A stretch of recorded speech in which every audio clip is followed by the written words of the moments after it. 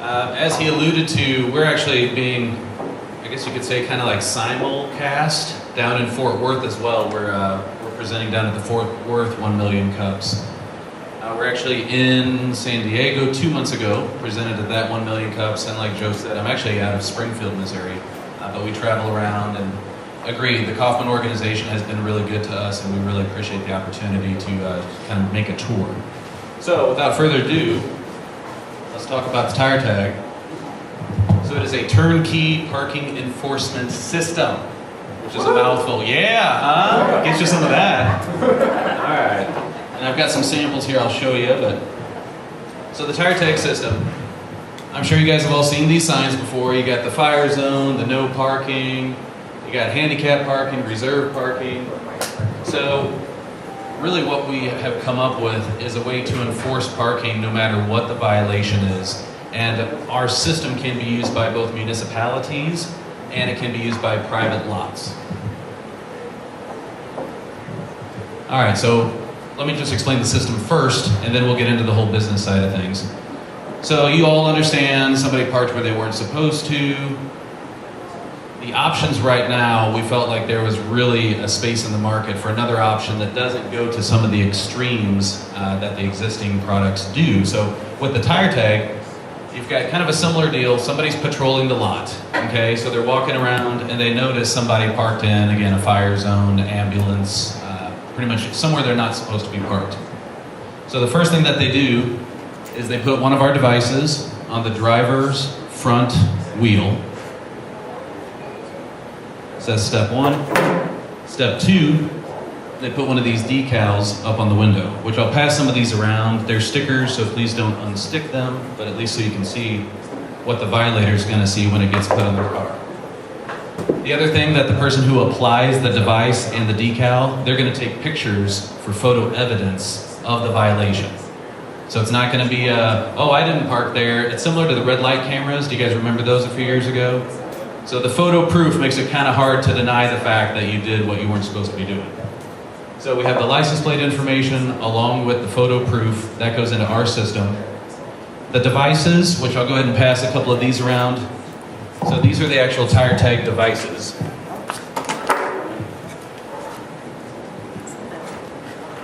They do not harm the vehicle.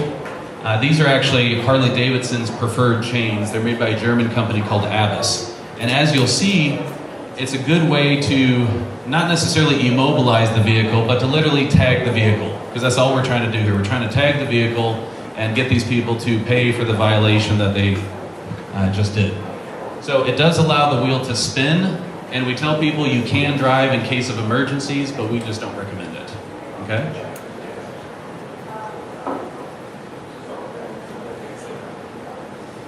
I won't get into all the little specs of the device, but you get it. So there's the device on the wheel, there's the decal on there. So what they need to see as they walk up is, okay, on my driver's side, I've got the device, on my driver window, I've got this decal. Before I move, I need to take action and do something. So here's an example. Again, we got the decal on the driver's side door. It's actually the rear tire on the driver's side is where we're going to put the device. Just a picture of the device. All right, so how to remove it. And this is where our system really departs from what's going on out there right now. So you do have somebody patrolling the lot, whether that's a lot attendee, a security company, whomever. They're the ones applying the device. They're the ones that have access to our system. As far as getting off the device, that's up to the violator. So all they have to do, step number 1, is they call the toll-free number. And on that number, it's going to have, they're going to answer the phone and they're going to ask, hey, what's the serial number on the device? So you've got the serial number on the device. They give that to the person on the other line. The person explains to them what the violation is and how much it's going to cost. Then they collect payment. So one of the issues in the industry now, and I had this happen to me personally when I was down in Atlanta, is I got my car booted and they only accepted cash, which I thought, well, that's pretty convenient that they only accept cash. And I was kind of curious how much of that money actually went to the lot owner and not just to the guy who had the boots, who was walking around putting boots on vehicles. So that's one of the major things that we wanted to come up with, is kind of a low confrontation. Because right now, if you've got the boot on there, and then you got to wait for somebody to come back to take off the boot, there's a lot of labor involved, there's some confrontation. So with the tire tag system, the violator takes off the device themselves. So they make the payment over the phone. Nobody at the lot has to mess with taking in cash or taking in a payment. The person on the other line gives them the code to unlock the device. And then the third step is all they have to do is take off the device and put it in one of our drop boxes at the end of the lot. If they don't return the device, then they pay a $50 deposit fee. So we're really putting the onus back on the violator to return the device, and if they don't, we're going to charge them for it. So who would use the tire tag? Property owners, municipalities, universities. There are quite a few people, pretty much anybody who has restricted parking or the need to enforce parking. So it empowers them with the ability to enforce violations. It's going to upgrade their security. We're actually working with some security companies who they're going out and offering this as a free service in hopes to get future business from some of these lot owners. So again, it allows them to monetize their parking lots without confrontation and without having to mess with payment services.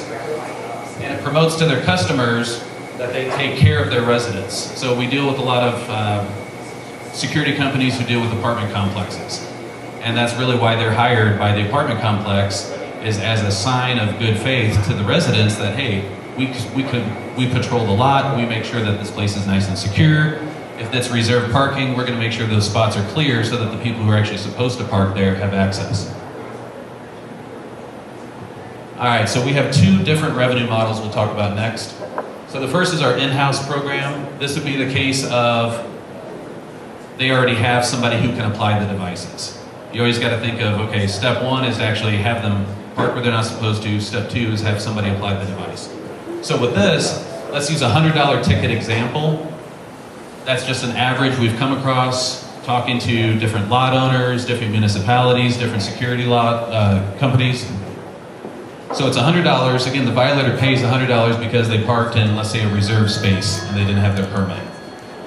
The $50 deposit is charged, and then as long as they return the device within 24 hours, they get that $50 back. So a $100 violation, 40% goes to the lot owner. Okay? So 40 bucks, obviously out of 100. 40% goes to the tire tag, 10% is the system cost. So that's taking care of some of the stickers that you saw, the decals, the little actual tags themselves, also our CRM system. It really, that's just the 10% per ticket is helping from an overhead perspective. 7% goes to the independent contractor, which I'll talk about a little bit more later, and then 3% goes to the tire tag rep. So again, in this scenario, it's a lot owner who wants to enforce their parking and they already have the labor force to apply the devices. Again, the violator themselves are the ones who make the payment over the phone and take the device off of their own vehicle and deposit the device into our drop box.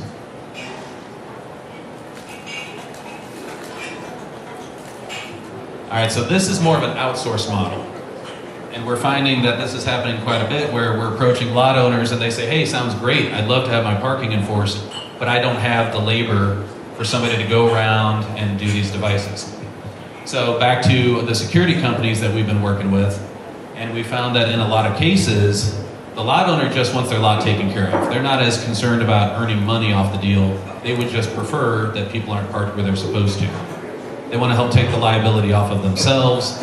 So in that regard, we would do more of an application by either a tire tag security company or somebody else that we partner with. In this scenario, the client isn't getting any revenue, but again, in return, they're getting literally free security on their parking lots. So it's still a good win-win. Same structure, 40% commission split there, 10% for overhead, 7% to the independent contractor, and then 3% to the rep. So lot size, this is a major thing that we talk about. A lot size for us is 1,000 cars. 1,000 cars is kind of the benchmark. And as you can imagine, there's some lots where 1,000 cars could happen within a couple hours, and there's some lots where 1,000 cars would take at least a day. So that's one of the things that we're trying to navigate is what makes the best or ideal lot in our scenario. We also put that a shopping population of around 400,000 is a good benchmark. If there's 400,000 people shopping population, that will relate to about 1,000 people as far as the traffic that the lot gets.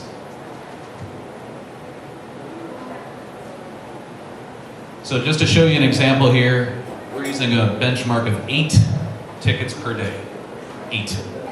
So that's pretty much 1 per hour on a standard workday.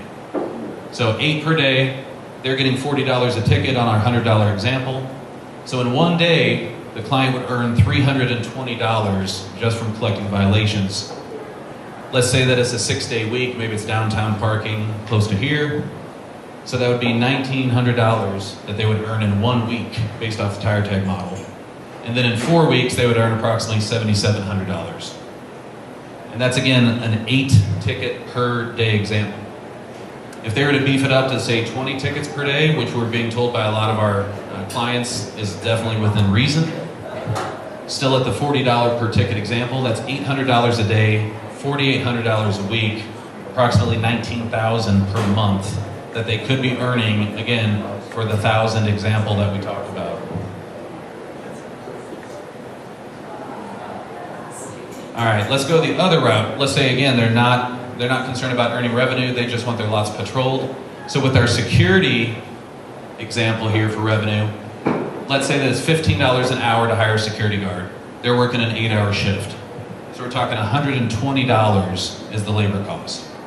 With the tire tag, using our 8 tickets per day model, they would earn $320 per day in revenue so they could offset that labor cost. Security companies like Signal 88, they're actually a national franchise company. They're beginning to implement our system, and this is really the major reason why, is they're trying to figure out ways to cut their labor costs. So when they saw this, and they saw it as an added service to their customers, in addition to being able to offset their labor, you can see why they got excited about it. Again, just to illustrate, if you have 3 tire tags, that's enough to cover 1 day's worth of labor costs. So this just talks about the process. So obviously we would need somebody local to go to these business owners or go to these security companies, show them the devices, explain how the system works. Then we would decide on which package would meet their needs. Packages, again, are based off lot size. So this shows you we have 3 different packages. There's the starter package. So that would be for 2 lots, or 2,000, the equivalent of 2,000 cars per day of traffic.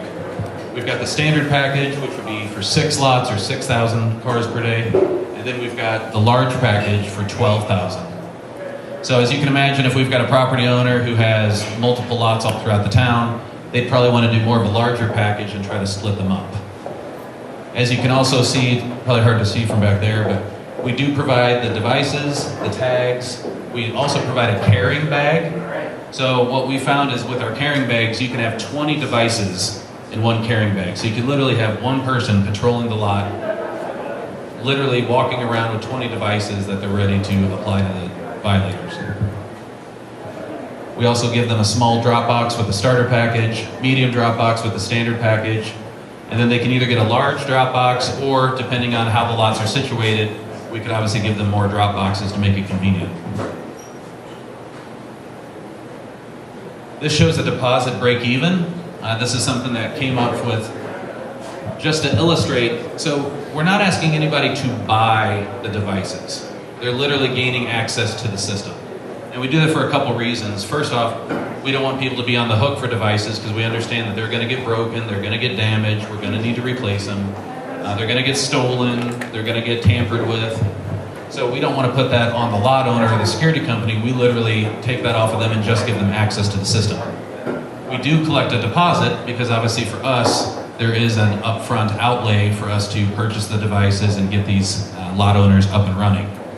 So what I show here is if you have a starter package, which again is covering 2 lots or 2,000 cars worth of traffic, if you have the 48 violations per week, what we show here is that within 2 weeks, they would get their deposit refunded. And how we do that is on the starter package, it's a $3,000 deposit, but for every violation that we collect on, $20 goes back to repaying that deposit. And keep in mind that $20 deposit refund is separate from the 40% revenue that lot owner's earning. So that's what's kind of nice too, is that they're getting the deposit paid back quickly. We just want to make sure they have some skin in the game. And again, when we order all these devices, we want to make sure that we're able to absorb that upfront cost. So the setup process is pretty simple. We have an agreement between the lot owner and the security company, or the lot owner and their property management company, that just outlines the responsibilities of who's going to do what. Then we've got the lot ID submission form, and we've got the user ID submission form. Really what we're going at here is to make it to the point where we can have a lot of data from what's going on. We can get it down to, Tom Smith was the one who applied this tag at this time. Here's the photo evidence. He was doing it under this lot ID. We want to really be able to go back and have all that data that we can give back to the customer. Also with municipalities, we've talked to several police stations, and they really like the aspect that this would help them to have some sort of a timestamp. As you can imagine, criminals, if they're willing to commit a crime, really don't care about parking where they're supposed to.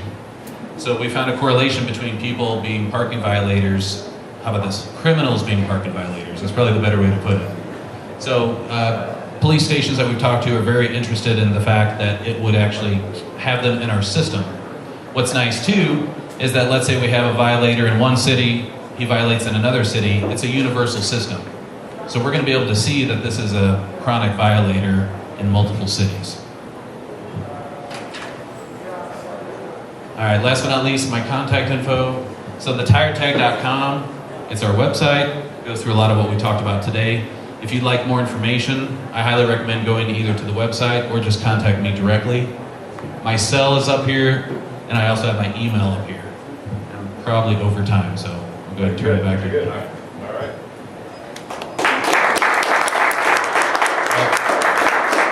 All right, please wait for the microphone so that the camera can hear you. And who would like the first question? How do you deal with parking lot attendants tagging cars incorrectly? So for example, 2 months ago, there was somebody in this back lot tagging cars that were parked legally, but they still gave you a ticket. Nice, that's a good question. So with that, it's a major reason why we only give them access to the system instead of just selling them the devices and selling them the system. So for us, if we do find, we haven't yet, but if we find instances where that's happening, the nice part is we can take away their access if we get complaints. That's another reason for the photo evidence, because we want to make sure that when they're tagging, we can see clearly why somebody violated. But how does the consumer that is screwed at that moment get the tag off when it was wrongly tagged? Sure. So again, it gets back to they would have to call our call center, and then our call center would be able to verify whether or not it is a tag that we should be able to collect on. So worst case is we do have that kind of stop gag, which takes some of it off of the person who, like you said, was wrongfully tagging the vehicles. All right. Is there anyone else that has a parking enforcement solution that can be removed by the violator on the spot? I mean, I've never seen anything like it. Gotcha. Great question. So there is a device called the Barnacle. Has anybody ever heard of the Barnacle? Okay. So at the basketball gym, so that if you're running under the hoop, you don't run into the wall, there's that little pad. It's about yay big, about an inch thick. Joe, I know you know what I'm talking about. Okay. So imagine that folded in half on your windshield. That is the Barnacle. So the Barnacle is a suction cup padded windshield blocker. I'm serious, it's hilarious. And if you Google it, Google the Barnacle, and to your question, the first thing that pops up is a YouTube video on how to remove it without having to pay for it. Yeah. So that, to your point, is really the only thing out there that's not supposed to be removed by the violator. But if you go to YouTube, you can figure out how to remove the Barnacle. But you're right, that's a major issue is, just think from a lot owner perspective. You've got 5 lots. You really don't want to have one person babysitting that lot when you can have that one person walking around to all 5 lots, patrolling them, and they literally, once they put it in the system, they're done. They don't collect payment, they don't have to do anything else. So that's really what we're offering people is from a labor perspective, it's really going to take the onus off of the lot owner to be responsible for the whole process. Great question. More questions? Bueller?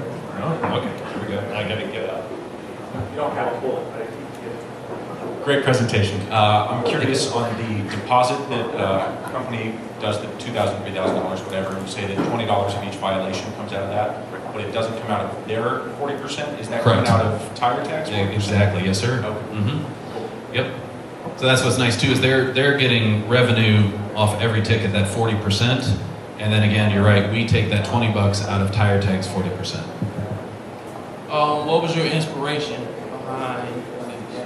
Actually, it was 1 million cups. So yeah, my father-in-law is down in Austin, Texas. He's the one presenting in Fort Worth right now.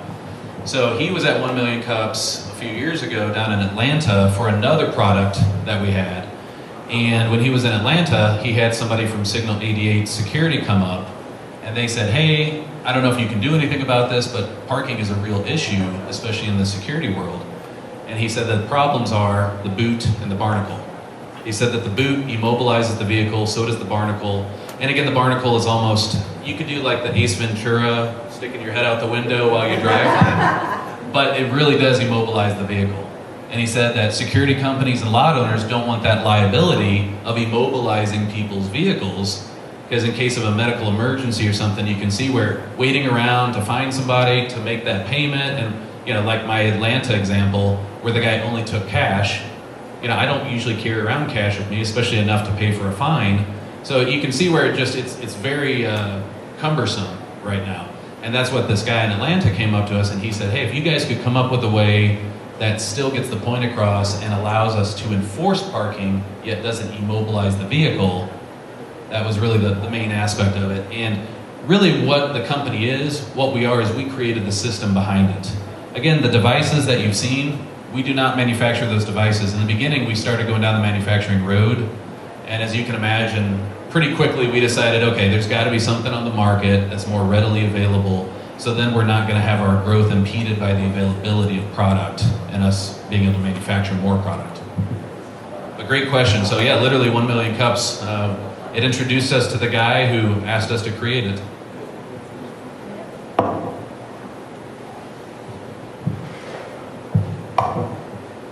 So a couple questions. First one's out of curiosity. So what is the legal framework behind somebody being able to make you pay $100 for parking in the wrong spot in a private lot?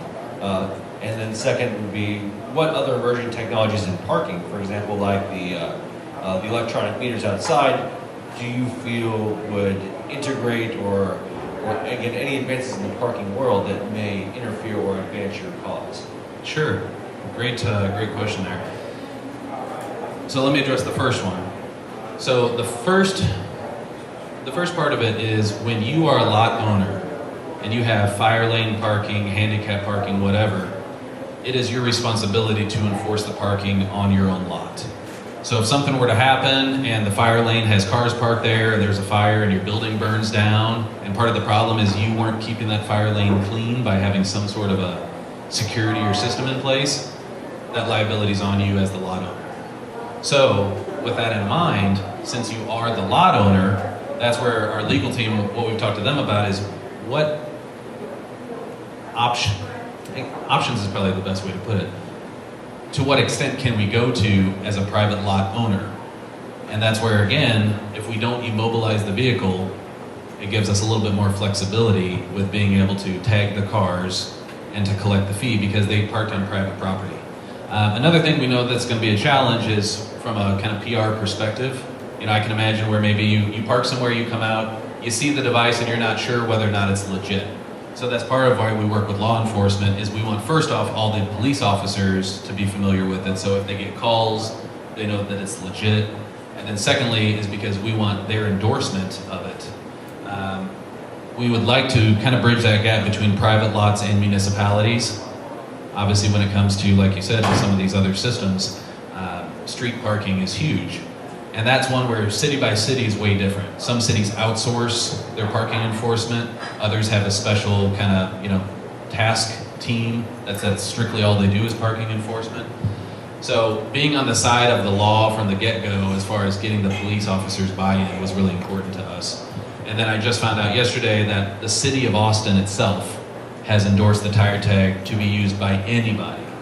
So that's another thing that we're going to from a PR perspective is we're going to these municipalities and we're saying, hey, we're doing this on private lots. Eventually we'd love to offer it to you and your parking enforcement. We just want you to be aware of it.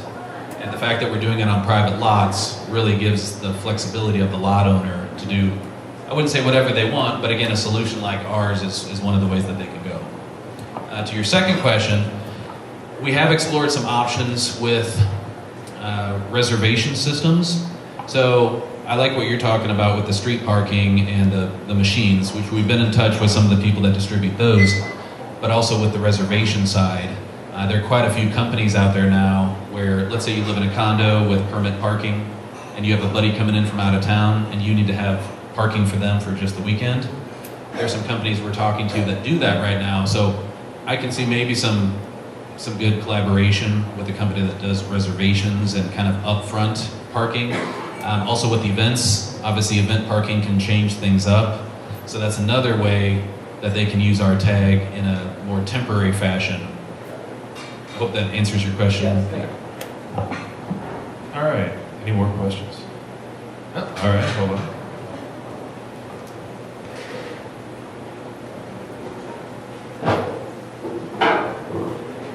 Let me take you to the hood. So I got this tire tag, and I'm being real evil about it. It's on my car. But I live in a neighborhood where we know how to do things. How do you stop that? How do you get the tire tag back, and how do you make sure that they can't just take a... Sure. So great question, and it's one where we get quite a bit, so I'm glad you brought it up. So for us, it's one where we expect a certain level, and that's why we don't require the lot owner to buy the devices. Again, they're putting a deposit to get access to our system, and then we're literally refunding that deposit within just a few weeks. So for us, that's one of the reasons we don't want them to be on the hook to be owners of the devices. So for us, we expect there to be a certain level of people cutting them off, of people getting them off and then not returning them. So the nice thing is once you've been tagged, you've always been tagged. You're going to be in that system.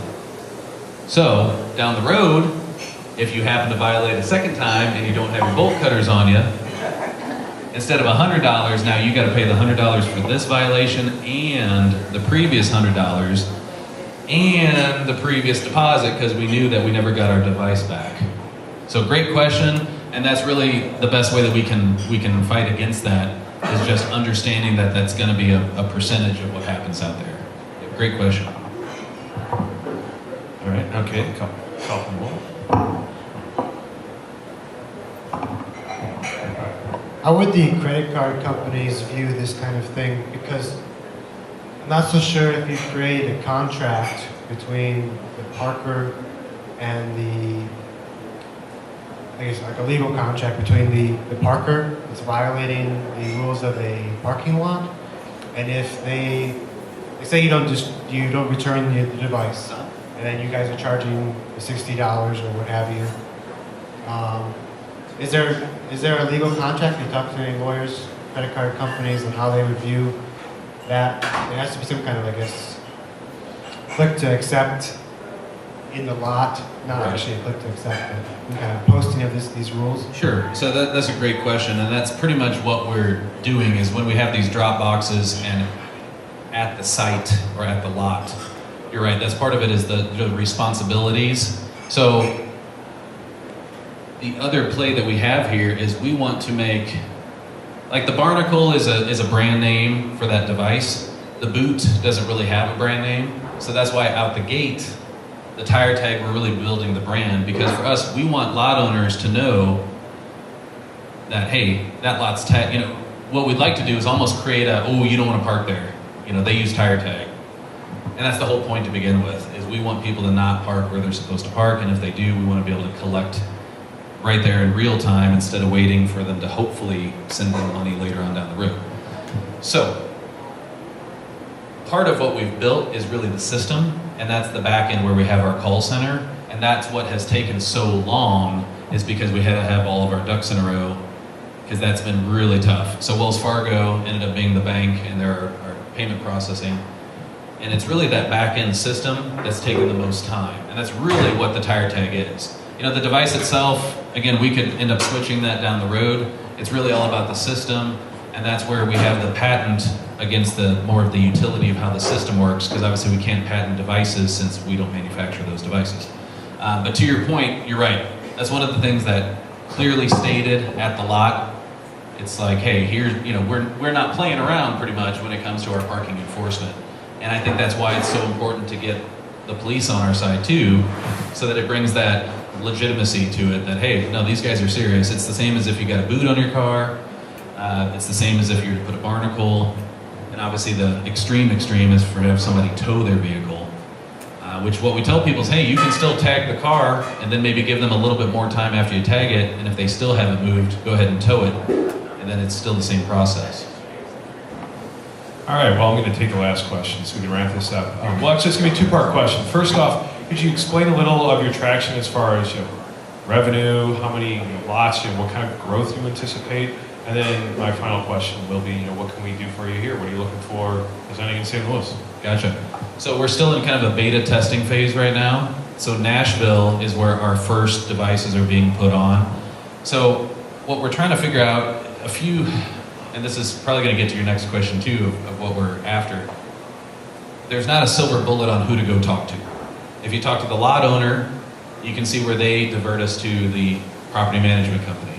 If we talk to the property management company, they say, oh, well, we use a security company that would have to do that. So the path is taking a little longer to get to the person who could actually make that decision. And in a lot of cases, we need everybody involved. So that's been a little more slow going, and that's where even this Nashville thing has been taking a few weeks longer than we anticipated. Down in Springfield, I've actually got two. One of them's a security company, and the other one's Springfield Parking Company. They are putting their deposit down this week. I'm going to return this afternoon. So hopefully by next week, we will have them being used in Springfield. To your second question, what you guys can do for us, I'm here to obviously expose people to the idea of tire tag, and I'm also looking for help. So what we would like to find are the independent contractors, and if you remember, they earn 7% of every violation. So if you are an independent contractor, I would say support. I don't want to say boss, because I wouldn't be your boss. I'd be your support as your rep. So really what I would expect you to do is go out, talk to property management companies, talk to security companies, and pretty much what we did today, go through the options that they have, go through the different packages, show them the device, and as an independent contractor, you earn that 7% in perpetuity. So that's what's nice is if it's somebody who maybe has kind of a day job or maybe somebody who's entrepreneurial and they're spinning a few different plates, we're looking for people like that where they can maybe implement tire tag kind of into the mix of what they're doing, especially if they have some good connections with people that own parking lots or own property management companies. So that's really how you can help, is anybody local who knows somebody, or my territory goes all the way to California and up to Washington. So if you know somebody in a different city who you think has a flexible schedule and might be interested in learning more about tire tag, I'd love to talk to them. All right, well, thank you very much.